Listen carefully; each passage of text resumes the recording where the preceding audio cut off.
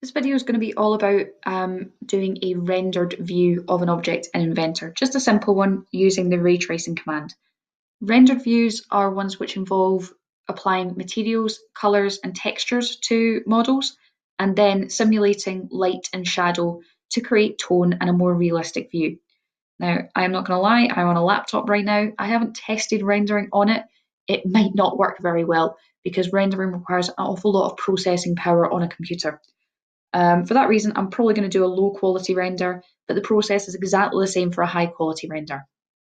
Now, the first thing that I'm going to do is I'm actually going to change away this grey background because I'm not going to want to use a grey background in my final presentation.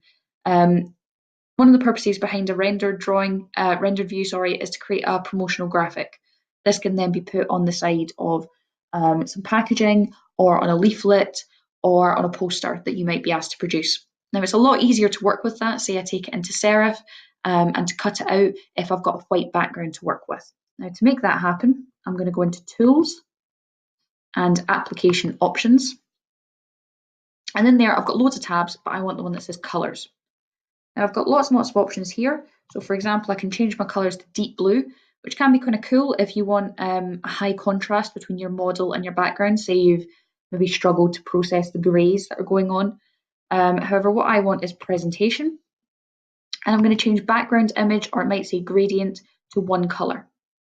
I'm then going to press apply, which is down here, and close that, and that's going to give me a nice white background.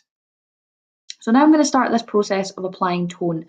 To do that first, I need to apply some materials or some colors. Now, I've applied a simple color on this bottle already. I'm going to apply a colour onto the lid and a material onto the cap. Now, I'm still inside the Tools option here, which is quite handy. There are two buttons here, one called Material, one called Appearance. Now, hopefully you remember from class that we don't actually want to use material. Material is all about material properties. It's about how strong or how or what the breaking point is of a material represented as a mathematical formula. And the reason for that is that you might want to stress test an object in Inventor to simulate how well it will perform before actually going and commissioning an expensive prototype. As a side effect, it does make the model look like whatever that material is. However, at National 5 level, we do not care about how the material performs. We just want it to look as realistic as possible. We're therefore going to make sure that we use appearance, because appearance gives us a lot more options for realistic looking textures. Up the top here as well, there's a little quick menu. This one with the red cross means delete all appearances from inside the model. Not going to click that. But I am going to click this little adjust tool to very quickly apply a colour to my lid. So I'm just going to click my lid and then I'm going to pick whatever colour I want. Now I can pick my pure colours around the outside, and then if I want to, I can add white to create a tint, or I can add black to create a shade. I'm going to go quite bright, I think. When I'm happy, I'm just going to press the little tick. So I've just added a simple colour. It's not a material because it hasn't got any texture. I'm going to try and get some clear looking material for the cap. So I'm going to go into Appearance. Now, one of the things is in here, it still says Inventor Material Library. So I want to go into this little house button and find Autodesk Appearance Library. Again, that word appearance is important. So I'm going to go into the Appearance Library, and then I can go into this and I've got an awful lot more options. So even if I'm designing like a house, I can go and find some tiles for the roof or some bricks or something like that. I'm going to have a look in the plastic section, and I get loads and loads and loads of plastic options. And hopefully I'll be able to find one that is clear. Okay. When I've found one that I like, I'm going to click the component that I want to make that material. Now it's done it automatically there, so that's quite good. But I'm going to right click it and assign to selection. Now I'm going to need to give it a little second or two to run that. That's good. Laptop's doing well. As soon as you start introducing clear materials, the computer's processors start to slow down. So avoid it where possible. Okay, so that's that done. And now I have a nice clear little bottle lid. That's good. Now I want to actually produce my render. Now I could screen grab this at that point. It would look a bit naff though. Technically, yes, there is light, there is shadow, but it's all auto-generated and it's not particularly realistic. What I want to do is I want to go into View, and I'm going to deal with this visual style box. So inside the visual style, I want realistic.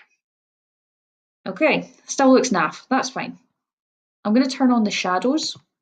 So I want all shadows and give it a second. Now, something that's worth doing at this point is just double checking that actually the shadows are in the right position, because you might find that actually the shadows are kind of floating halfway through the air. This isn't the case. However, if my shadows were in the wrong position, what I can do is I can click on ground plane and turn on this plane which represents the surface that my bottle is sitting on, and therefore the surface that the shadow is being cast on. Now say this was in the wrong place, I'm going to deliberately set it into the wrong place. I would use the settings tab to change where it is.